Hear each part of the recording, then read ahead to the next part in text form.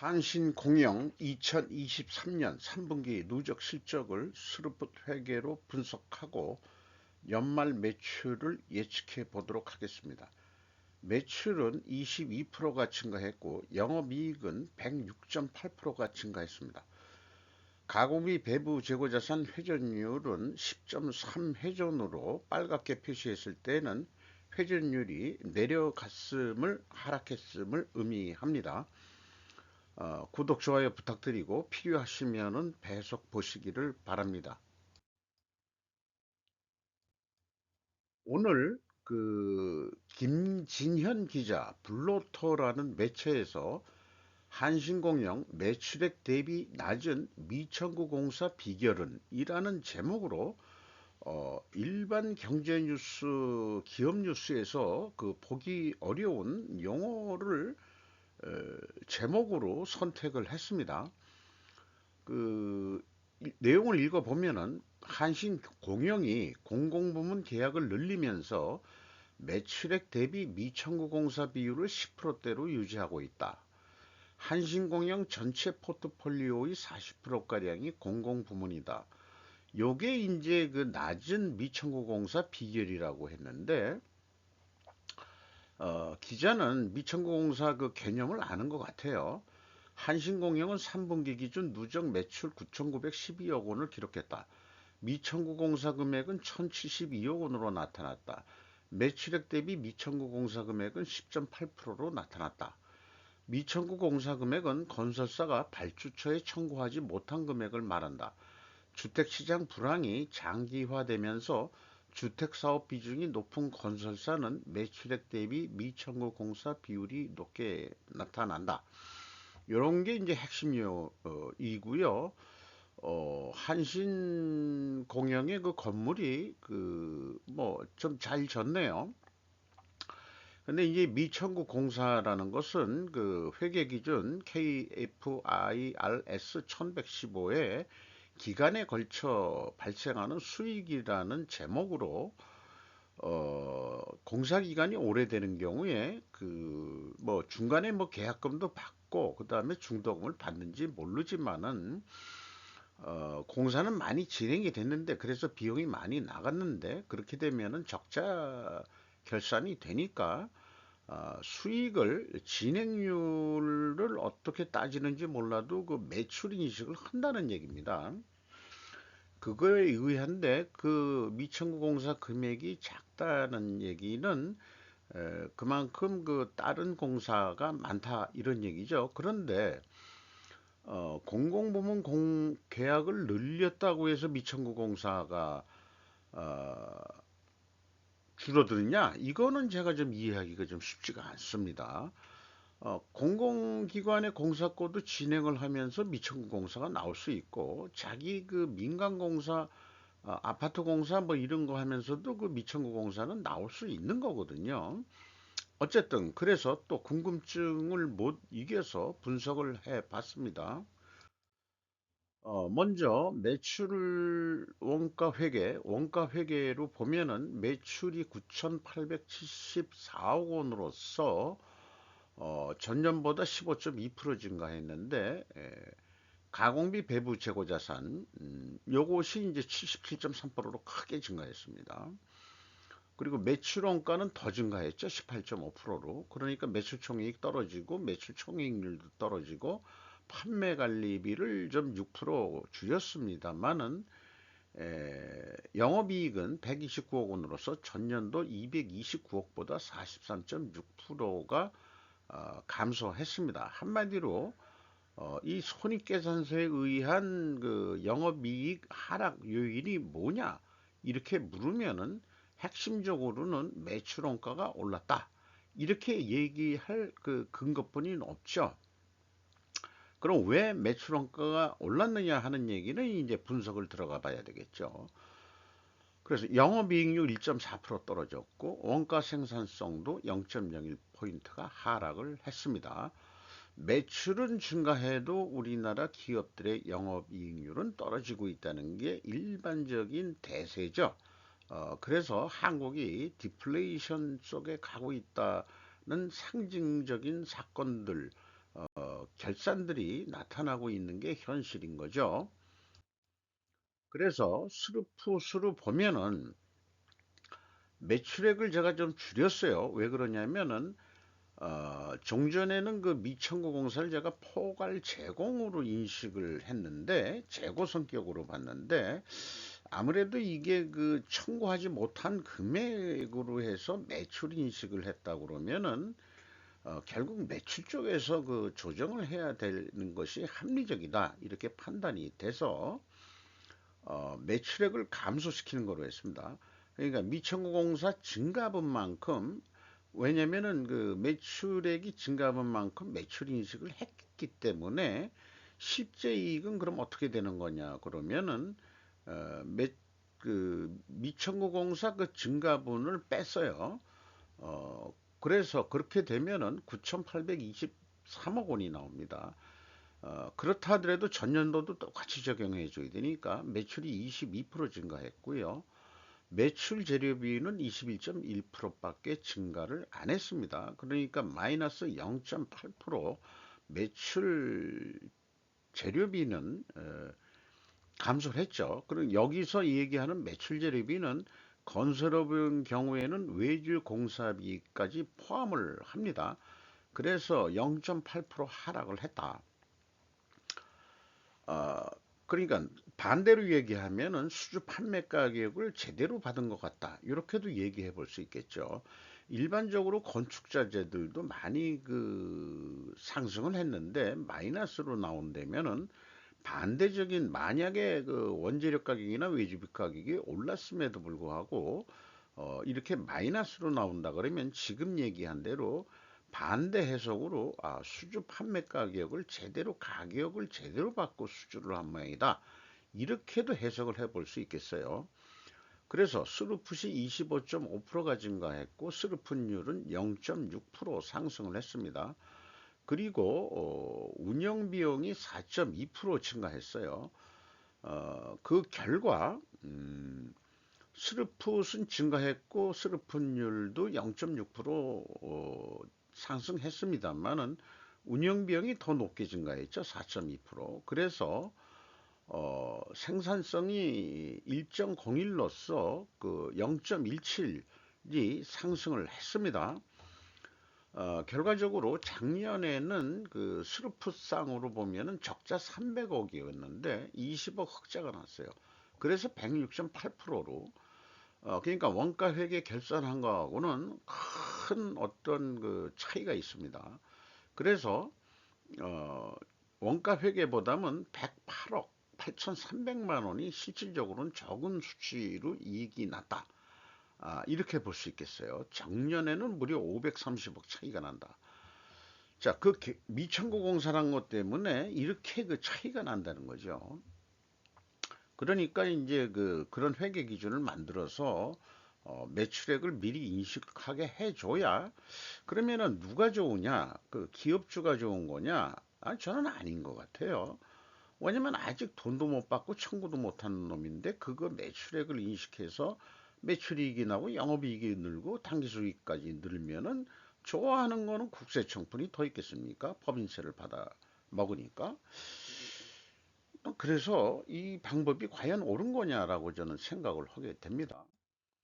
그래서 종전에는 그 미청구 공사를 포강을 제공으로 인식을 해서 했습니다만은 그 새롭게 인식을 좀 해가지고 포괄 제공으로 인식을 하지 않는 거로 그렇게 하지만 참고적으로 미청구 공사 금액이 얼마가 증가했는지는 뽑아야 되니까 요 매출액에서 요거만큼 뺀 겁니다. 그러니까 크게 증가는 안 했다는 얘기지.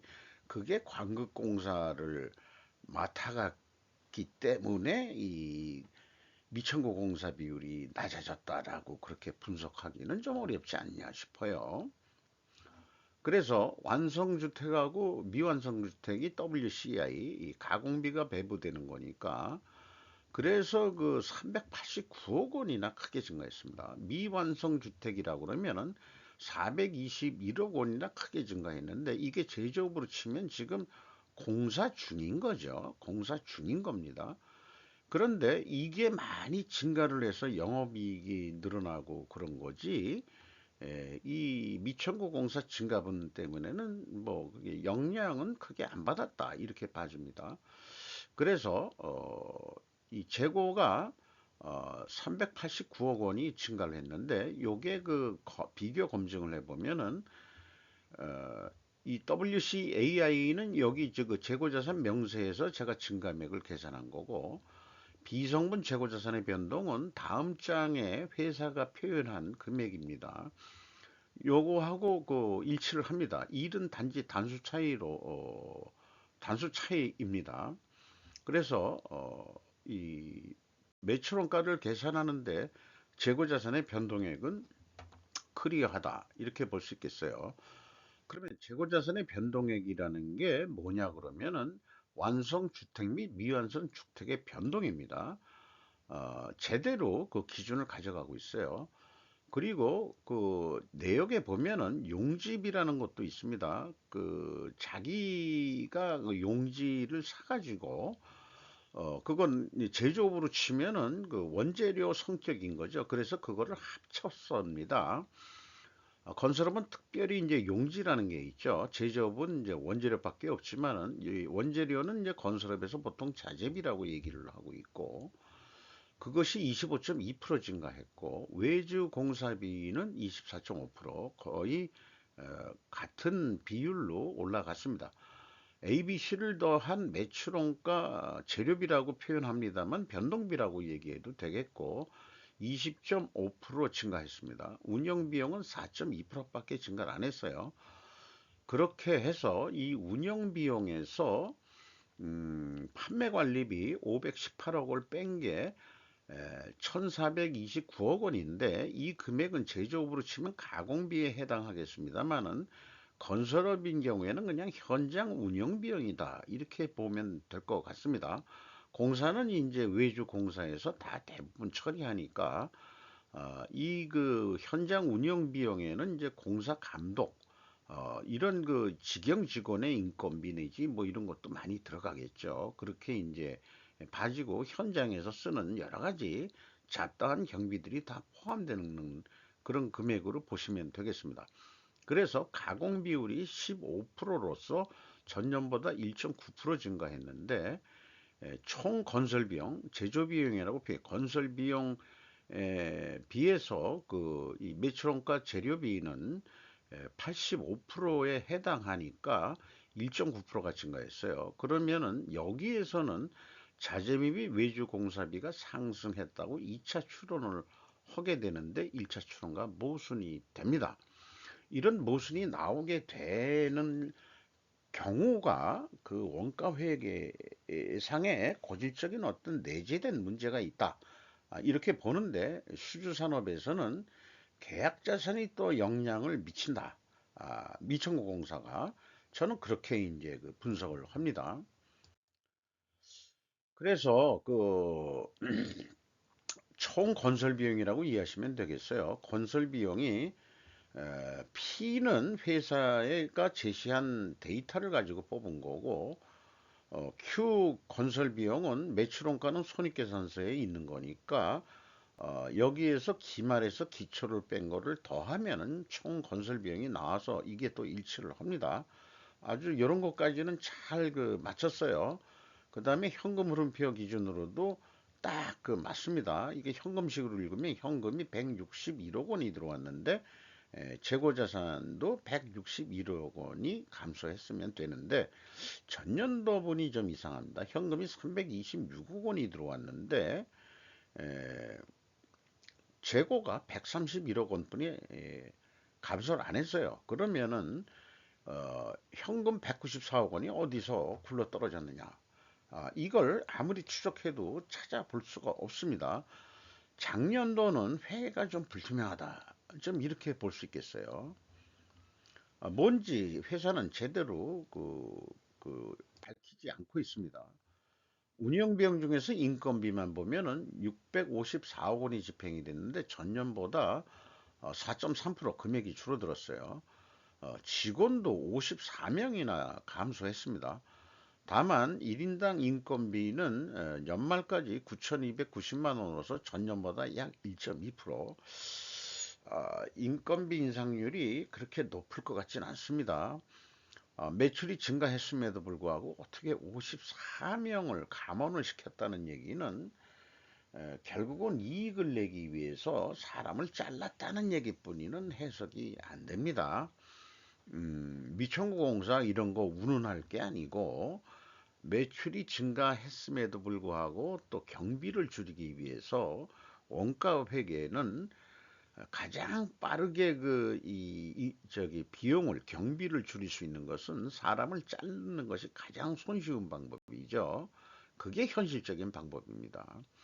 다만 남아있는 사람은 조금 그 인건비를 올렸다. 근데 너무 짜게 올려준 것 같습니다.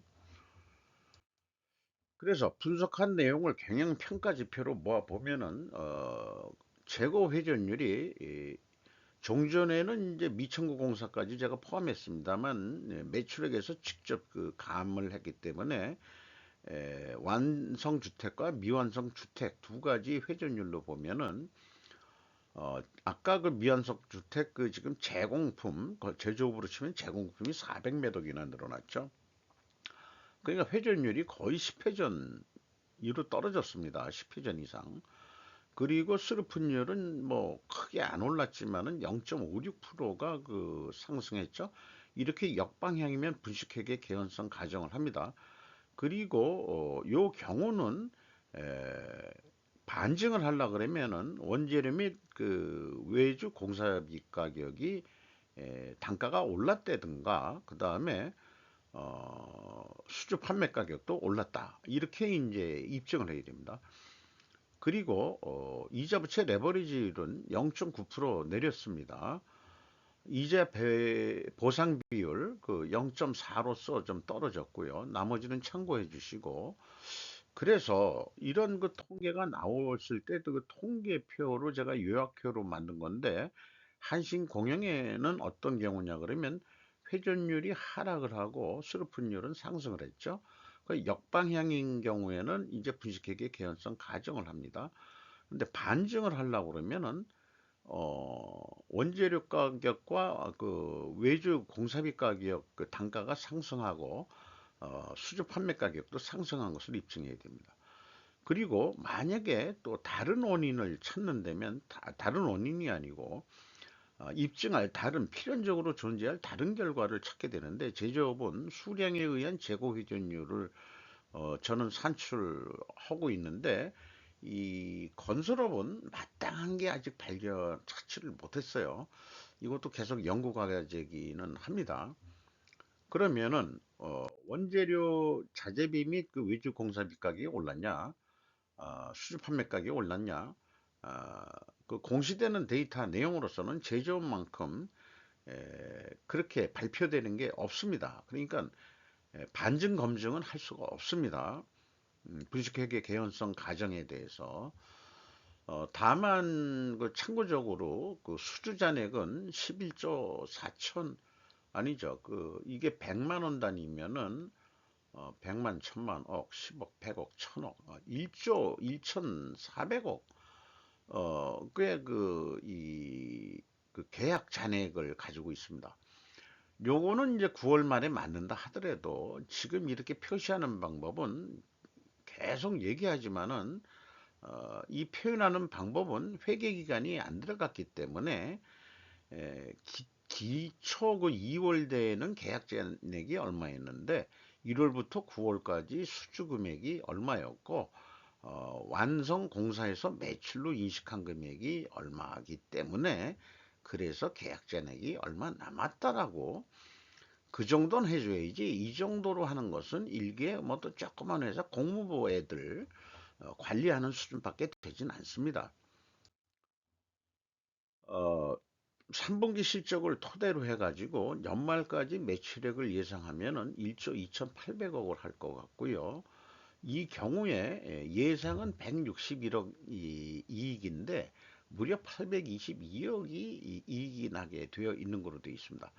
제 그 미완성 주택이 계속 공사 중인 게 계속 그 딜레이 되니까 그 금액이 크게 올랐는데도 그 미청구 공사 금액이 그 작아서 뭐, 뭐 그런 게 왜 기사화되는지 모르겠습니다만은 어, 이 재고가 늘었다 이런 거가 기사화돼야 될 것 같은데 내 생각에는 이 미완성 주택이 계속 그 지금 금액이 늘고 있는 거죠.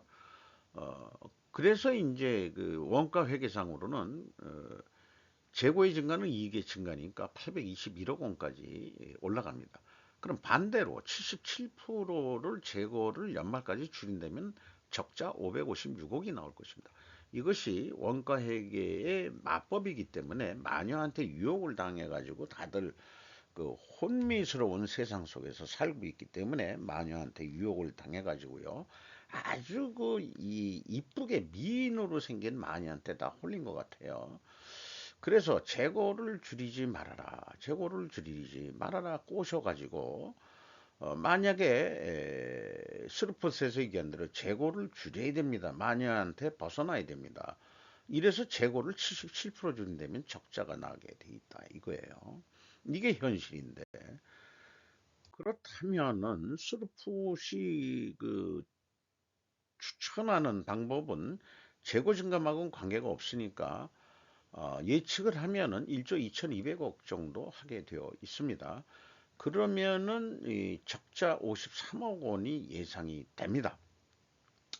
자, 이, 그러면은 어떻게 이익을 낼 거냐 그러면은 이 마진율은 그 수르픈율 20%로 그대로 가져가고 왜냐하면 이미 그 수주 가격이 확정된 가격이기 때문에 지금 그 제공품이나 그다음에 이제 그 미천공 공사를 더 빨리 끝내 가지고 회전율을 이 미천공 공사는 이제 매출에 반영이 되겠지만 재고 회전율을 올려 가지고 완성주택을 만들어서 분양을 잘 빨리 해서 재고 회전율을 15회 전까지 8.9%좀 도전적인 거죠. 8.9% 상승을 시킨다 그러면은 경제 성장률도 뭐 1.2%뭐 내년에 1.8%뿐이 상승을 못 한다는데 이 도전적인 목표를 해서 이게 달성이 된다면은 매출은 1조 한 3천억 원대를 해가지고 영업이익은 159억, 160억 정도 이익이 날 것이라고 예측이 됩니다. 그리고 판매 예가는 이게 하나의 단가라고 본다면은 하나 이 1평방미터 가격이라고 가정을 하든지요. 금액이 너무 작은지 모르겠습니다만은 스루퍼 회계 기준은 좀 금액이 작게 나옵니다. 한 5만 5천 원 정도. 요거를 그냥 원 단위로 얘기한다면은 어, 적게 나오게 되어 있습니다. 그래서 이것도 분석을 해서 통계치로 나온 거를 보면은 재고가 증가했죠. 이 경우에 스루풋으로 나오는 경우에는 원가 회계 영업이익보다 이익이 약간 감소한 것을 확인하실 수 있습니다. 그리고 판매 예가는 원가 회계보다 낮게 나오게 되어 있습니다. 그래서 스루풋 회계는 인플레이션을 완화할 수 있다. 그 얘기는 지금 아파트 그 분양 가격이 뭐 럭셔리하게 만들어 가지고 뭐 가격을 올린다 그러는데 이 수요가 떨어지는데 가격 올려서 분양이 되겠는지 저는 잘 모르겠어요. 이 가격을 낮춰서라도 충분히 분양이 돼서 돈 벌 수 있는 길은 충분히 있다라는 것은 제가 이 회전율로 해결할 수 있다. 그것은 상징적인 의미지만은 또 분양을 어떻게 더 잘할 거냐. 보이지 않는 경쟁력으로 그리고 그 재고는 왜 줄여야 경쟁력이 생기는지 그런 거는 나중에 또 그 제약이론 에세이 이런 거를 통해서라도 지속적으로 소개를 해 드릴 계획입니다.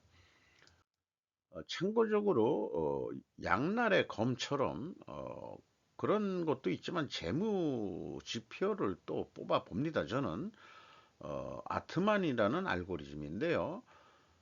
캐펙스 그 자본적 지출이 없고 거꾸로 637억 원이 줄어들어서 현금이 들어왔다고 봐야 됩니다. 이렇게 그 들어온 돈으로 그 레버리지율이 약간 떨어뜨렸죠. 근데 이자 부채는 좀 많이 나갔습니다만은 채권자들이 401억 원을 가져갔어요. 그러니까 그 여기 그 캐펙스에서 줄어들어 가지고 들어온 돈으로 차입금을 갚았다 이렇게 해석이 됩니다. 그리고 이 EAT 세후 현금 순이익은 525억 원 돈을 벌었습니다. 채권자가 400억 가져가고 주주는 이익 배당으로 34억 7,200만 원뿐이 가져가질 못했습니다. 0.2% 투자자본의 0.2% 은행 금리만큼도 못 가져갔어요. 그리고 이러니까 이제 주가가 아마 이렇게 배당률이 떨어지면은 주가도 영 안 좋을 거예요. 그래서 회사 전체 잉여 현금으로 프리캐시 플로우는 435억 원이고 최종 회사는 143억 원의 현금을 벌었습니다. 그래서 돈이 어디서 많이 들어왔냐? 이익도 뭐 그렇게 20억 분이 안 났기 때문에 뭐 143억 현찰로 벌었다.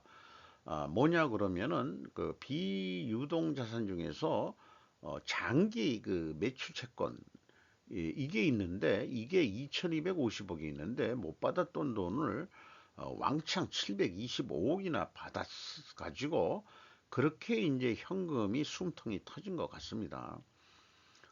이렇게 해석이 됩니다. 그리고 이 건설회사이기 때문에 투자 부동산에도 투자하고 있는데 투하자본, 자기 투하자본에 비해서 22.2% 상당히 높은 비중으로 땅에 투자를 하고 있습니다.